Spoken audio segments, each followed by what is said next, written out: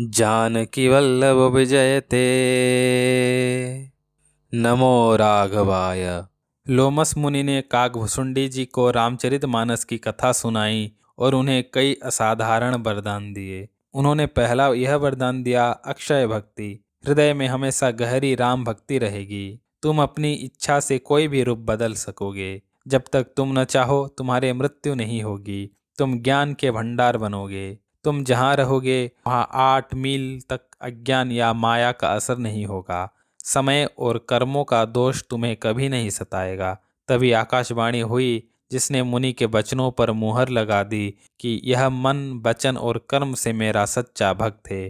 काकभुसुंडी जी बताते हैं कि तब से वे इसी नीलगिरी पर्वत के आश्रम में रह रहे हैं। उन्हें यहाँ रहते हुए 27 कल्प बीत गए हैं। वे कहते हैं कि जब भी अयोध्या में राम जी अवतार लेते हैं, वे वहाँ जाकर उनकी बाल लीलाएं देखता हूँ और फिर वापस अपने आश्रम आकर उनका ध्यान करता हूँ। अंत में वे बहुत गहरी बात कहते हैं। वे कहते हैं, मुझे यह कौवे का शरीर अब बहुत प्यारा है। लोग कौवे को नीचा समझते हैं, लेकिन इसी शरीर में मुझे राम भक्ति मिली। इसी शरीर में मैंने प्रभु के दर्शन किए और मेरे सारे संदेह दूर हुए। इसीलिए यह शरीर मेरे लिए सबसे श्रेष्ठ है। वे गरुड़ जी से कहते हैं कि मैंने हट करके भगवान की भक्ति का पक्ष लिया, जिसके कारण लोमश ऋषि ने मुझे शाप तो दिया, लेकिन उस शाप का फल यह हुआ कि मुझे वह वरदान मिला जो बड़े बड़े मुनियों को भी नहीं मिलता। यह सब मेरी भक्ति और भजन का ही प्रताप था।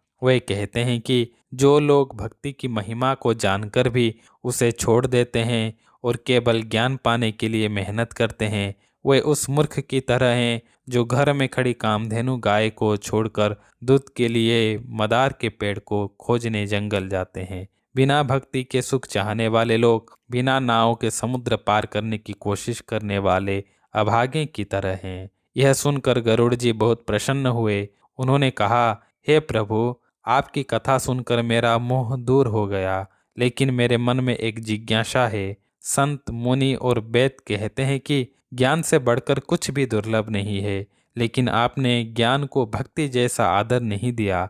कृपया मुझे ज्ञान और भक्ति का अंतर विस्तार से समझाइए। काकभुसुंडी जी समझाते हैं कि वैसे तो ज्ञान और भक्ति में कोई भेद नहीं है। दोनों ही संसार के दुखों को दूर करते हैं, लेकिन इनमें एक बहुत गहरा अंतर है। ज्ञान एक पुरुष है। ज्ञान, वैराग्य और योग ये सब पुरुष प्रधान माने गए हैं। पुरुष स्वभाव से शक्तिशाली होता है। माया एक स्त्री है। माया स्त्री रूप है। पुरुष स्त्री के वश में आ सकता है, यानी ज्ञानी माया के वश में आ सकता है। बड़े बड़े ज्ञानी भी किसी सुंदर स्त्री को देखकर मोहित हो जाते हैं, लेकिन एक स्त्री दूसरी स्त्री के रूप पर मोहित नहीं होती। भक्ति भी स्त्री रूप है और माया भी स्त्री रूप है। चूंकि भगवान राम को भक्ति अत्यंत प्रिय है, इसलिए माया भक्ति से बहुत डरती है। जिसके हृदय में शुद्ध भक्ति बसती है, उसे देखकर माया संकोच करती है और अपना जादू नहीं चला पाती। इसलिए चतुर मुनि ज्ञान के बजाय भक्ति की ही मांग करते हैं। आगे काकभुसुंडी जी जीव की स्थिति समझाते हैं। वे कहते हैं कि जीव असल में ईश्वर का ही अंश है। वह अविनाशी, चेतन और सुख का भंडार है, लेकिन वह माया के वश में होकर वैसे ही बन गया है जैसे एक तोता या बंदर खुद को बंधा हुआ मान लेते हैं। जड़ और चेतन के बीच एक गांठ पड़ गई है। हालांकि यह गांठ झूठी है, लेकिन इसे खोलना बहुत कठिन है। जीव अज्ञान के अंधेरे में है, इसीलिए उसे यह गांठ दिखाई ही नहीं देती कि वह उसे खोले कैसे। इस गांठ को खोलने के लिए काकभुसुंडी जी एक शानदार आध्यात्मिक कहानी सुनाते हैं, जिसमें साधना को दूध दुहने का प्रक्रिया बताया गया है। सबसे पहले भगवान की कृपा से आपके हृदय में सात्विक श्रद्धा रूपी सुंदर गाय आनी चाहिए। वेद पुराणों में बताए गए जप, तप, नियम और शुभ आचरण उस गाय के लिए हरा चारा है। जब ईश्वर के प्रति अटूट विश्वास रूपी बछड़ा गाय के पास आता है, तब वह गाय दूध देती है। संसार से विरक्त वह रस्सी है जिससे गाय के पैर बांधे जाते हैं।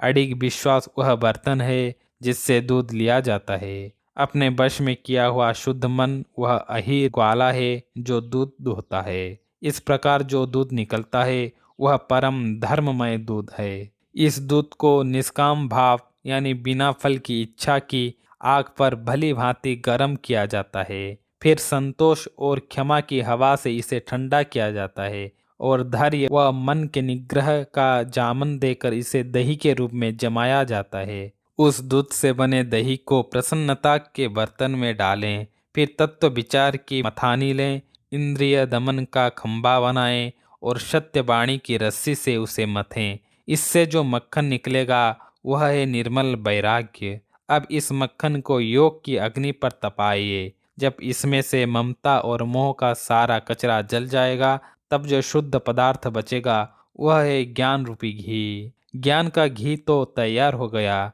लेकिन अब दिया जलाना है। समता यानी सबको एक समान देखना की दीपट बनाइए। अपनी शुद्ध बुद्धि को दीपक बनाइए और उसमें वह ज्ञान का घी भरिए। जागृत, स्वप्न और सुषुप्ति, इन तीनों अवस्थाओं से ऊपर उठकर एक मजबूत बत्ती बनाइए। जब इस दीपक को जलाया जाता है तो सोहमअस्मि, मैं वही ब्रह्म हूँ, की एक प्रचंड लो उठती है। इस प्रकाश में जीव और ईश्वर के अलग होने का भ्रम मिट जाता है। हृदय का अंधकार दूर होता है और बुद्धि उस पुरानी जड़ चेतन की गांठ को खोलने की कोशिश करती है। जैसे ही ज्ञान का दीपक जलता है, मुसीबतें शुरू हो जाती है। माया रिद्धि सिद्धि रूपी सुंदरियां को भेजती है। ये आकर दीपक के पास अपने आंचल से हवा करती हैं ताकि दिया बुझ जाए। अगर साधक लालच में पड़ा तो खेल खत्म हो जाता है। हमारा शरीर एक घर है जिसमें इंद्रियां खिड़कियां हैं। इन खिड़कियों पर देवता पहरा देते हैं। जैसे ही बाहर विषय भोग की हवा चलती है, ये देवता किवाड़ खोल देते हैं। जैसे ही विषय वासना की हवा अंदर आती है, वह ज्ञान का दीपक बुझ जाता है। गांठ खुल नहीं पाती, प्रकाश चला जाता है और जीव फिर से जन्म मरण के चक्र में फंस जाता है। काकभुसुंडी जी कहते हैं, हे गरुड़, अब भक्ति का चमत्कार देखो। भक्ति कोई दीपक नहीं है जैसे घी या बत्ती चाहिए या जो हवा से बुझ जाए। भक्ति एक चिंतामणि है। मणि को जलने के लिए किसी बाहरी घी या बत्ती की जरूरत नहीं होती, वह अपने आप चमकती है। लोभ की हवा मणि के प्रकाश को बुझा नहीं सकती। काम, क्रोध और मोह रूपी पतंगे इस मणि के पास भटकते भी नहीं। जिसके पास यह भक्ति रूपी मणि है, उसे सपने में भी दुख नहीं होता। अविद्या का अंधकार अपने आप गायब हो जाता है। यह मणि हर जगह मौजूद है, पर इसे पाने के लिए खुदाई करनी पड़ती है। भगवान राम की कथाएं इन पर्वतों के अंदर छिपी हुई सुंदर खाने हैं। संत और सज्जन पुरुष वे अनुभवी मजदूर हैं जो जानते हैं कि मणि कहाँ मिलेगी। शुद्ध बुद्धि की कुदाल और ज्ञान वैराग्य की आंखें चाहिए। जो मनुष्य प्रेम और श्रद्धा के साथ संतों का संग करता है और राम कथा की खुदाई करता है, उसे यह भक्ति मणि मिल जाती है। काकभुसुंडी जी कहते हैं कि जैसे जमीन के बिना पानी नहीं टिक सकता, वैसे ही भक्ति के बिना मोक्ष का सुख नहीं मिल सकता। ज्ञानी लोग मोक्ष मांगते हैं, लेकिन जो चतुर भक्त हैं वे मोक्ष को भी ठुकरा देते हैं और सिर्फ भक्ति मांगते हैं। भक्ति में भगवान स्वामी होते हैं और जीव सेवक। इस भाव के बिना संसार सागर से पार उतरना नामुमकिन है।